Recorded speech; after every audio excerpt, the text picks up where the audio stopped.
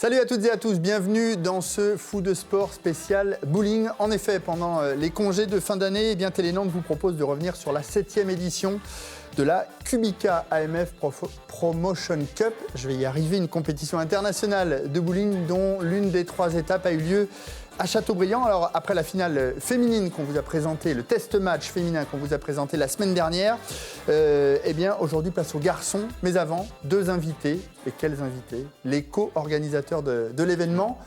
Odile, parce qu'on commence toujours par les dames, Bruno, si vous me permettez, et Bruno Bidonne. Oui. Bonjour à tous les deux.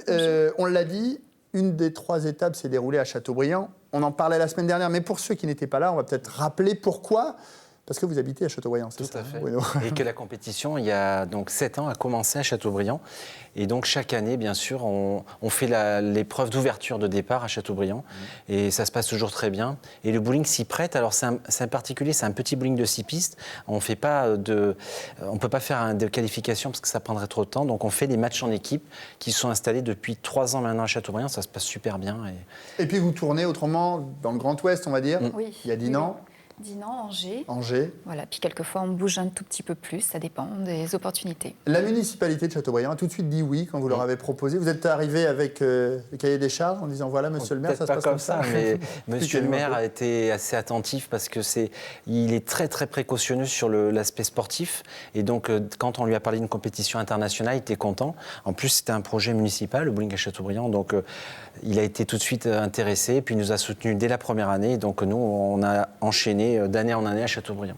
Il y a beaucoup de différences entre la compétition masculine et la compétition féminine. Comment ça se répartit déjà? C'est sur une journée? Une journée. Ouais. Expliquez-nous un peu comment ça se répartit. Ça commence à quelle heure le matin? Qui joue d'abord? Qui joue ensuite? Alors le matin, on commence par les garçons. Ça dépend, peu importe, de toute façon. Il faut qu'ils y passent tous les deux, les garçons et les filles. Donc, en général, on commence vers 10h. Et chaque phase dure à peu près 1 heure, 1 heure et demie. Et donc, toute cette partie-là est filmée. Et puis, l'après-midi, il y a une pause entre midi et 2. Et l'après-midi, on reprend pour les... Alors là, je crois que c'était les hommes l'après-midi. C'était les hommes l'après-midi, cette année, les femmes le matin. Ça manque de galanterie un petit peu. Oui, mais je ne sais plus pourquoi on avait fait comme ça. Non, je me rappelle Non, mais plus. si, il y a une anecdote, c'est parce qu'un joueur avait les boules d'un des joueurs qui devait participer dans sa voiture, et comme il arrivait en retard, parce qu'il est arrivé de Montpellier... on s'adapte. Voilà, on s'est adapté. Voilà, il y a toujours des histoires. Bruno, parce que je ne l'ai pas dit non plus, mais vous êtes le seul professionnel de bowling en France. On va rappeler l'histoire aussi. Vous avez une histoire particulière avec le bowling. C'est un peu votre sport favori. Vous avez vécu aux États-Unis pendant plusieurs années, plusieurs mois. Plusieurs mois pour la tournée américaine. Ouais. Et en fait, je suis tombé dedans, j'avais 13 ans. Et tout à fait par hasard. Vous étiez footballeur. Voilà, moi je faisais faire du foot en fait. C'est pas pareil quand même. Et en fait, je suis arrivé parce que j'habitais à Monaco, très petit. Et ensuite, on a déménagé. Et donc, je suis arrivé dans une ville qui s'appelait Draguignan. Et dans le sud de la France, il y a Draguignan, il y avait un collègue du foot que son papa tenait un stand de bowling. Et donc, je me suis mis par hasard à faire du bowling et du foot en même temps.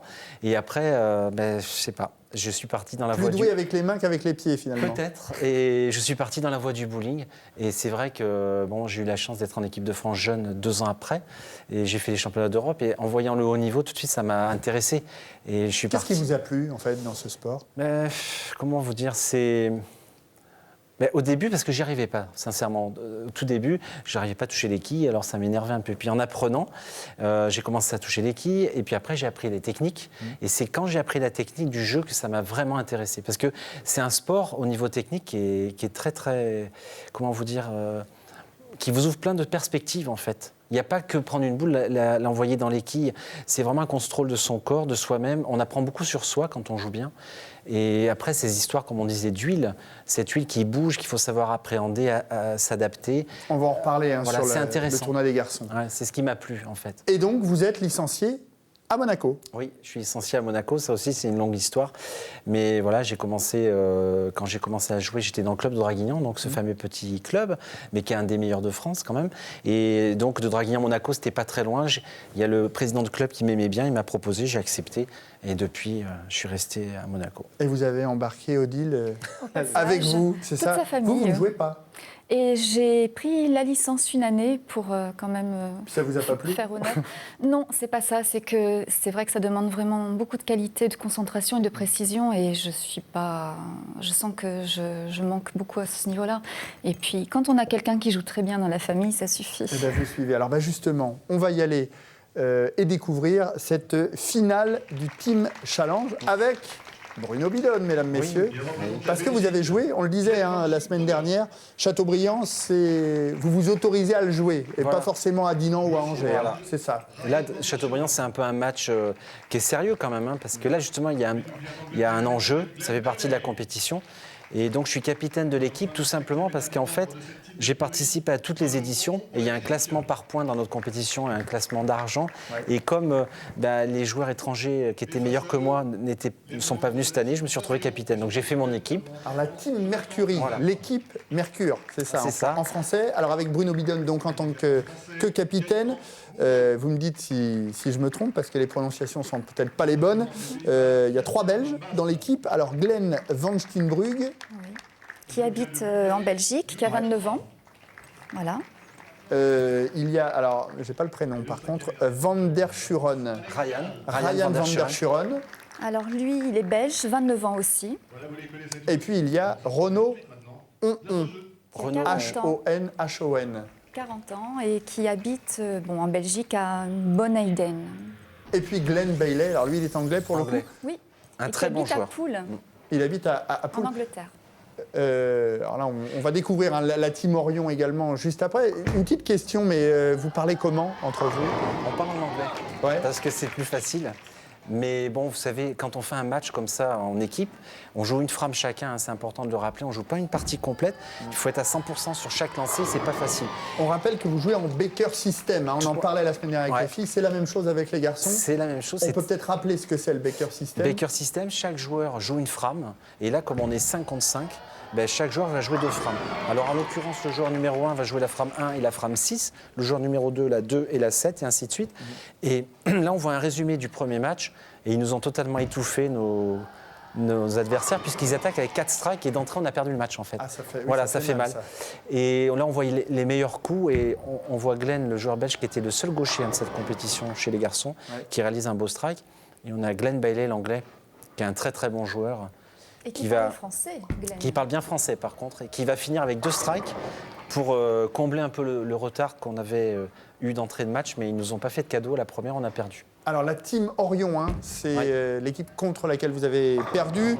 Il y a 3 Français, Jonathan Lefebvre, le capitaine, Gaëtan Mouvrou et Alex Gall. On peut vite rapidement dire d'où ils viennent, ce qu'ils font. Alors Gaëtan Mouvrou habite à Toulouse, il a 20 ans, il est étudiant au CREPS et il appartient au pôle France de bowling. Alex Gall habite à Nantes, il a 19 ans et alors lui il est aussi élève au CREPS de Toulouse. Par contre il ne fait pas partie du pôle France. D'accord. Et puis j'ai réuni les meilleurs joueurs de bowling là, parce qu'on parle de bowling, mais dans beaucoup de sports, les meilleurs, il y a des pôles espoirs également. Et puis Jonathan Lefebvre habite à Reims et il a 32 ans. Et il venait d'arriver là dans cette compétition avec le titre de champion de France en double. Il venait de gagner à Montpellier quelques heures avant, et c'est pour ça qu'il arrive en retard avec les boules d'un autre joueur. Voilà, pour la petite anecdote, mais bon. Et puis il y a également un Néerlandais qu'on découvre à l'image, Gerd Jan van Beest. C'est bien ça. Et puis Julie Petrov, un Bulgare. Oui. Là aussi, le choix des équipes, comment il se fait? Alors là, je vais vous expliquer. Les 2 capitaines, donc en l'occurrence, il y avait Jonathan Lefebvre et puis moi-même. Du coup, on s'est fait par Facebook en live, en fait, tout simplement. On s'est contacté. Il y avait la liste des joueurs. Donc il y en avait 8 plus nous 2. Donc j'ai choisi le premier joueur, il a choisi le deuxième, j'ai choisi le troisième, j'ai choisi le quatrième, ainsi de suite. Et voilà, les joueurs savaient avant le tournoi avec qui ils jouaient. Tout le monde se connaît, c'est un petit monde, le monde du bowling, j'imagine. Alors, oui et en non. Europe? En Europe, oui et non, parce qu'il y a quand même, vous avez quand même environ 200 000 licenciés. Sur les 200 000 licenciés en Europe, vous avez, qui font du haut niveau, on va dire, il y a environ 3 000 joueurs. Et sur ces 3 000 joueurs qui voyagent, comme on dit, qui font les tournois européens, il y en a environ que 250, 300. Ça fait partie des meilleurs. Alors, les 300 se connaissent, il n'y a pas de souci. Et là, on a un peu de tout, c'est-à-dire qu'il y a des joueurs de très haut niveau qui font les tournois européens, d'autres qui sont intermédiaires. Et ils ne se connaissaient pas tous. C'était tout le charme aussi de la compétition. Alors, il y en avait bien sûr certains qui se connaissaient, mais pas tout le monde. Et là, on perd le deuxième match, assez grave pour notre cas. Ça va plus, hein, Bruno, Ouais, là. 2-0. Et là, il faut qu'on réagisse parce que c'est un peu comme au tennis, au meilleur des 5-7. Donc là, on a 2-0. Si on perd le troisième match, c'est Vous fini. perdez la partie. Voilà, on aura perdu. C'est au meilleur des 5 matchs. En des fait. 5 matchs. Ouais. On l'a vu avec les filles la semaine dernière. Il y avait 3 joueuses dans une équipe, 3 joueuses dans l'autre. Là, pour le coup, chez les garçons, c'est 5 contre 5. Pourquoi cette différence? Alors là, effectivement, bonne question. La semaine dernière, on avait vu un match spécial. C'était le test match d'équipe de la sélection française. Et là, il y avait un match féminin qu'on ne voit pas aujourd'hui, où il y avait 5 filles contre 5 filles. Et là, c'est pareil, c'est le même format, 5 garçons contre 5 garçons. C'est juste pour préciser. C'est le véritable match en équipe, le Voilà. format du Team Baker Challenge. System. Ouais. C'est plus facile de jouer en équipe ou de jouer seul? Alors, ça, Parce que là, il faut faire confiance à ses coéquipiers. C'est hein. ça. Tout Faut à une fait. sacrée cohésion de groupe. Là, ils ne se connaissent pas, donc c'est une difficulté en soi. Parce qu'en général, les équipes de 5 ont choisi son partenaire. Là, c'est un petit peu imposé. Donc, chacun doit faire tout de suite preuve de... Ils doivent tout de suite rentrer dans le match et puis essayer d'être au bon moment, le meilleur. et il y a aussi, on Bruno. l'a pas dit, en fait, ce qui se passe, c'est que, donc bon, on était capitaine pour le fun, parce qu'on a choisi aussi avec toute l'équipe l'ordre de l'équipe. Ce qui est important, c'est l'ordre de jeu. En général, on avait fait 20 minutes de boule d'essai, chaque équipe, et ensuite on a choisi notre ordre. Et on a mis le joueur qui avait le plus de potentiel de faire des strikes à la fin, qui fermait le match, et à l'ouverture aussi, le premier joueur. Et au milieu, c'est des joueurs qui n'étaient pas forcément super bien, on va dire, qui n'avaient pas de bonnes sensations, qui n'étaient pas certains de faire des strikes à 100%, on va dire. Et donc, il y a des types de joueurs aussi, ah oui. comme en football ou en basket. Tout à fait. Ouais. Il y a des joueurs, en fait, si vous voulez, on appelle ça le pourcentage de strike. En fait, vous avez des joueurs, ils ont beaucoup d'effets dans la boule, beaucoup de rotation et beaucoup de vitesse. Et donc, ils ont un potentiel de strike plus élevé qu'un joueur qui a un peu moins de rapide, une vitesse moins rapide. Et ce qui fait la différence, c'est vraiment, on en a parlé chez les filles la semaine dernière, c'est la faculté d'adaptation. Parce que, bien sûr, on sait tous faire un strike à ce niveau-là, il n'y a pas de souci.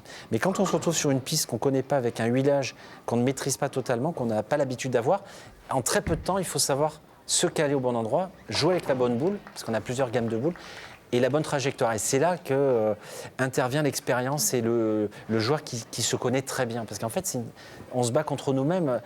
Ce sport, si vous voulez, ce qui est intéressant, c'est qu'on ne joue pas contre quelqu'un.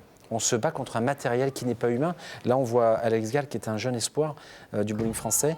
Vous voyez, une fois que la boule est partie, elle est partie de notre main. Donc, si on n'a pas joué où il fallait, avec la bonne vitesse, la bonne précision, la piste, elle n'est pas humaine, les quilles ne sont pas humaines, il n'y a pas de sentiment, si vous voulez.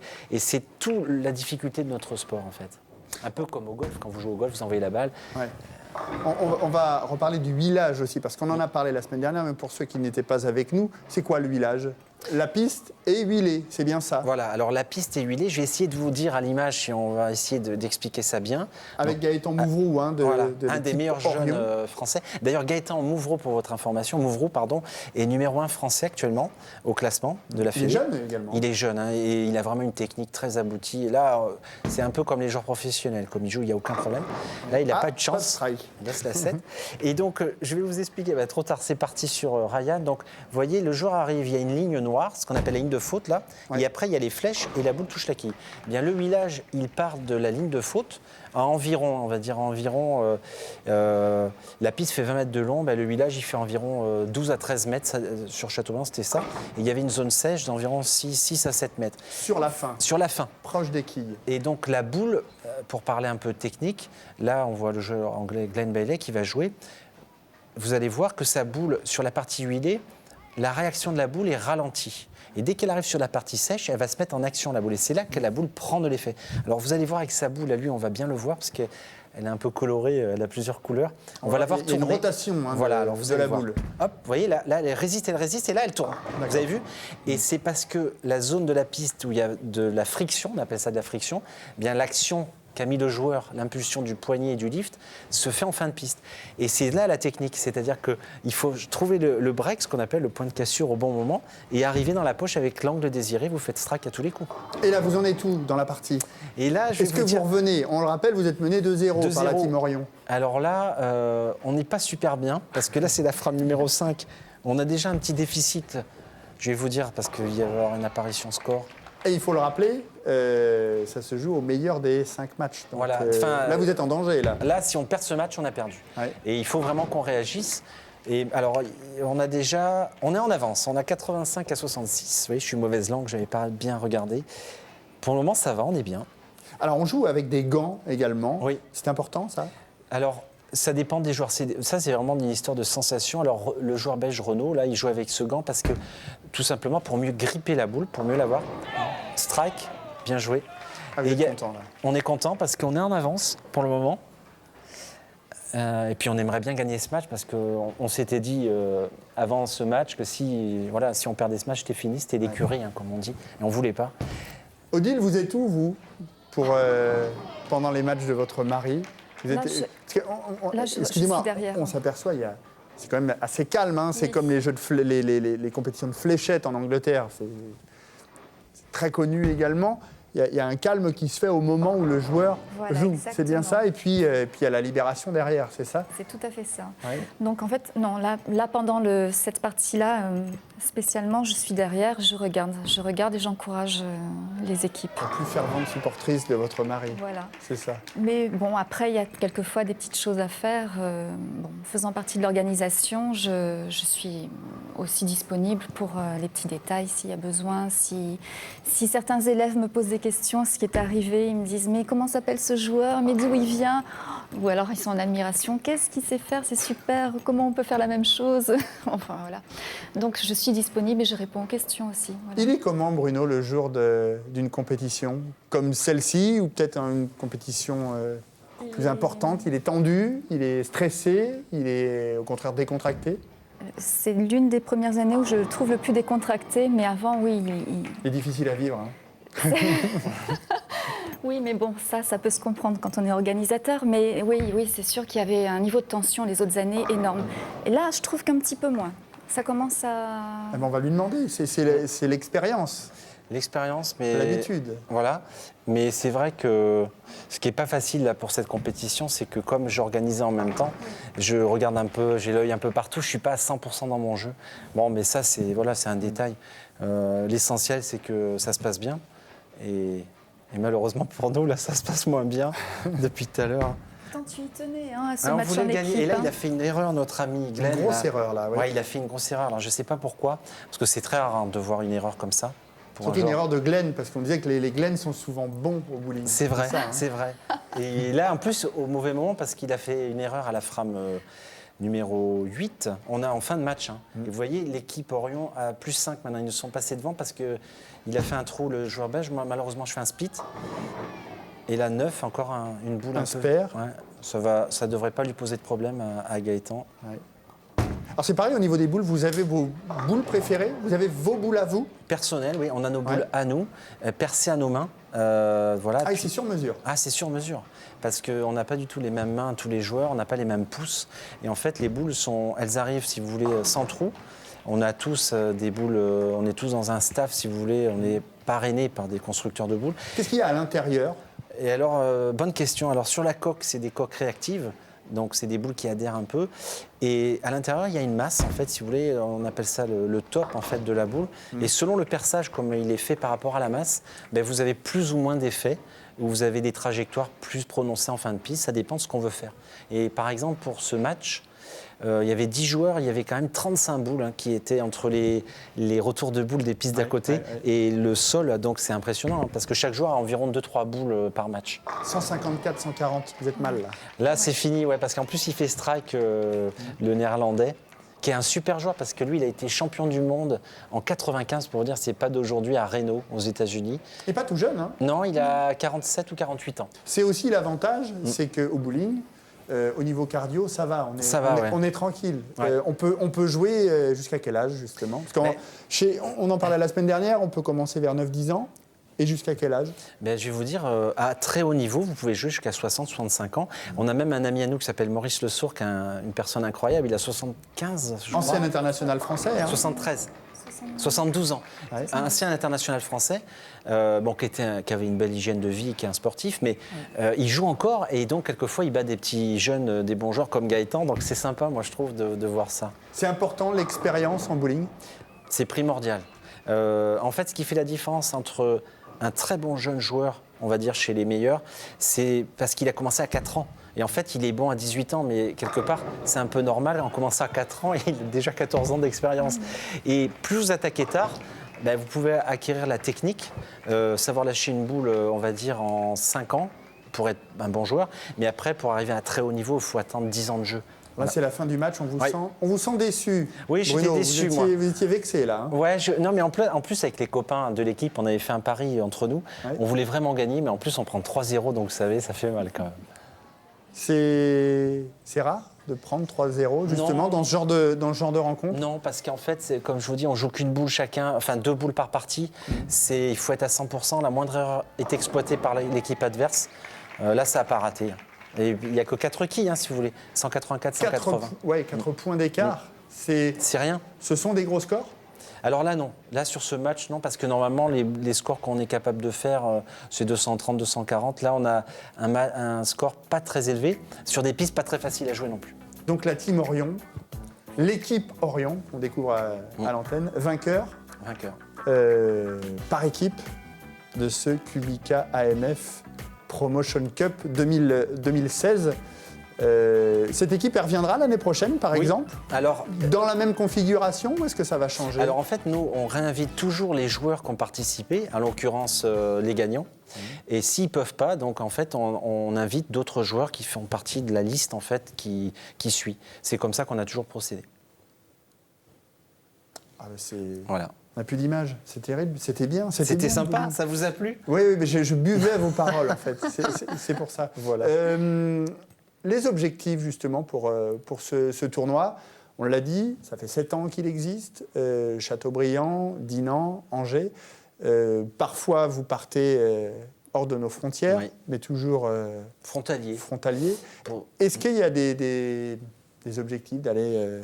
Oui, on a des objectifs, par exemple l'année prochaine. D'ouvrir d'autres étapes. Oui, on essaye, là on est en train de discuter avec les Pays-Bas et la Belgique, voilà, mais il y a des contraintes parce que voilà, les joueurs, en fait, comme c'est un tournoi fermé pour le moment, entre guillemets, sur invitation, si on reste comme ça, ben là ça dure par exemple une semaine ce qu'on a fait, ben on passera 15 jours, donc du coup c'est compliqué pour tout le monde.